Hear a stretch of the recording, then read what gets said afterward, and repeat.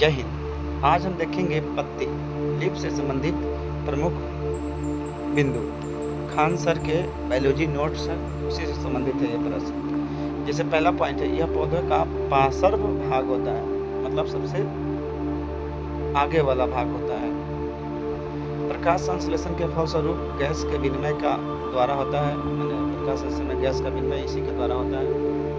पत्ती पर छोटे छोटे छिद्र पाए जाते हैं जिनको स्टोमाटा या उसे रंध्र कहते हैं। अतिरिक्त जल को पत्तियां द्वारा वाष्प उत्सर्जन करके उड़ा देती है।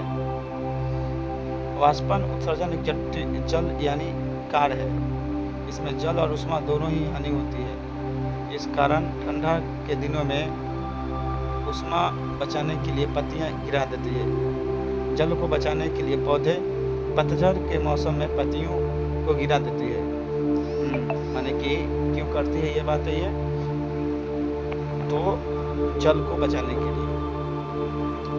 पत्तियों का मुख्य कार्य प्रकाश संश्लेषण, वाष्प उत्सर्जन तथा गैसों का विनिमय करने के लिए। अन्य पत्ती 3 तरह से पौधों में विशेष रूप से काम करती है। पहला प्रकाश संश्लेषण, जिससे भोजन बनाती है। वाष्प उत्सर्जन, पौधों पत्तियां वायुमंडल से लेती है। और गैसों का विनिमय, गैस का आदान प्रदान भी इसी से करती है। आगे पत्तियों में स्टार्च मंड के जांच के लिए लोडिन घोल का प्रयोग किया जाता है। लोडिन स्टोमाचा स्टार्च को शकरा में बदल देता है।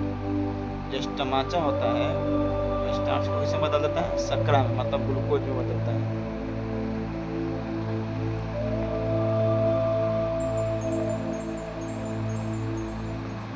पत्तियों को उनके मार्जिन के आधार पर 2 भागों में बांटते हैं। एक है साधारण पत्ती और एक है संयोगी पंटी।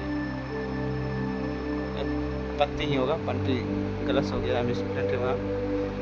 इसमें काट टाट नहीं रहता, जैसे अमरूद, आम, पीपल।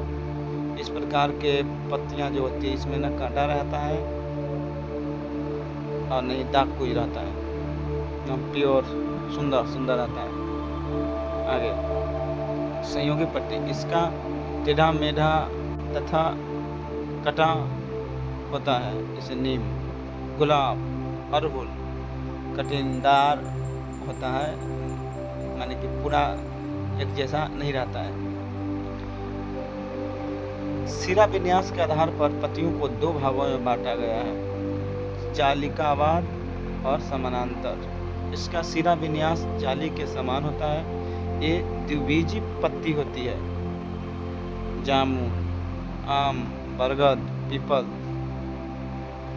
समानांतर में आते हैं। इनकी पत्तियां लंबी होती है तथा सिरा समांतर होती है। ये एक बीज पत्री होते हैं, जैसे गेहूं, धान, केला, बहुत लंबी लंबी पत्तियां होती है। सही बात है। जो एक बीज पत्री होता है, मतलब उसके बीज को निकालेंगे तो 2 हिस्सों में नहीं फटेगी। जबकि जामुन, आम, बरगद, पीपल, इन सब के बीज होती है। पत्तियों का रूपांतर, नाइट्रोजन की कमी से पेड़ पौधे कीटभक्षी हो जाते हैं। जहाँ नाइट्रोजन नहीं कमी हो जाएगा ना, पौधे कीटभक्षी हो जाएंगे। कीटभक्षी पौधे को कलश पौधा या पर्णघट पौधे कहते हैं।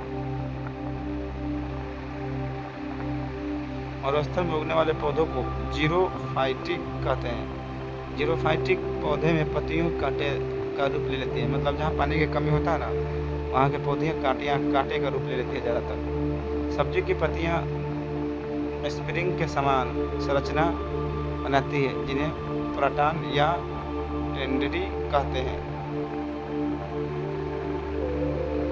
फूलपुष्प, यह पौधे का जनन वाला भाग होता है। इसका मुख्य कार्य फल का निर्माण करना है। पुष्प का अध्ययन एंथोलॉजी कहलाता है। पुष्प के 4 भाग होते हैं, बाह्य दलपुंज, जयांग और उमंग। दलपुंज जयांग और पुमंग जो होते हैं इस सब के अलग अलग डिफिनेशन है, लेकिन आपको यही याद रखना कि पुष्प के कितने भाग हैं, तो 4। यह हरे रंग का होता है, काले अवस्था में सुरक्षा प्रदान करता है। दलपुंज यह कीटों का परागण करने के लिए आकर्षित करता है और रंगीन होता है। रात में खिलने वाले पौधों का दलपुंज सफ़ेद होता है। दिन में खिलने वाले पौधों का दलपुंज रंगीन होता है तथा एक क्रम समाहित होता है। जयांग यह फूल का मदा भाग होता है। इसके 3 भाग होते हैं, अंडाशय, वर्तिका और वर्तिकाग्र। उमंग यह फूल का नर भाग होता है।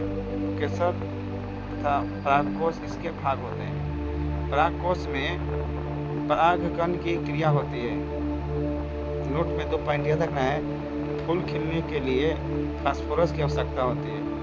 बहुत इंपॉर्टेंट प्रश्न है बायोलॉजी से यह, कि फूल खिलने के लिए किस गैस की जरूरत होती है, तो फास्फोरस की अति आवश्यक है, फास्फोरस तत्व की। गुल्लर का फूल कभी नहीं खिलता, मतलब गुल्लर का फूल खिलता नहीं है, जिस तरह से जामुन या केले के पौधे के फूल खिलते हैं। धन्यवाद।